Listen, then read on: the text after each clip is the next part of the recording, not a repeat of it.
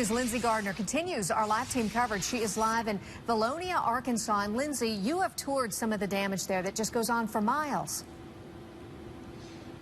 It does, Paige. And another thing that goes on for miles is all the help that is coming out here to help these tornado victims. You can see behind me that this home was destroyed, and a young boy has been here for hours trying to help this homeowner pick up his damage here. I spoke with a neighbor who tells me this is the second tornado to hit this same street in 3 years. But despite that, they all plan to rebuild.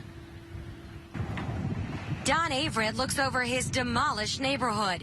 He's survived a second tornado in 3 years, this time in a safe room with 10 people huddled inside. Damage here is probably 5 or 6 times worse than it was before in the other tornado because it was fairly small, but it wiped out all of these houses. Everyone on this hard-hit street in Vilonia spent the day together, picking up and sharing gratitude their lives were spared. In some respects, for the soul of people, it's good to have things like this happen. If no one was hurt, it would be good for families to have it happen because it draws people so close together. But 2 children down the road are among the dead. Despite the danger and the cost to rebuild, Averett says his family and his neighbors will come back.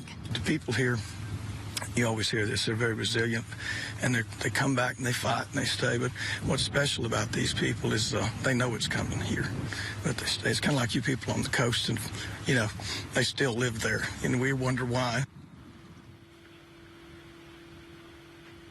The National Weather Service tells me one marker of this storm is just how many vehicles it tossed along with it. This truck and tractor ending up in this homeowner's front yard. He tells me he has no idea where they came from. And earlier we know of 60 RVs that were swept away from an RV park. And where they are tonight is still a mystery. Now, the National Weather Service also tells me this may be the most powerful tornado to hit Arkansas in more than a decade. Reporting in Vilonia, Lindsay Gardner, CBS 47 Action News. Local utility crews are heading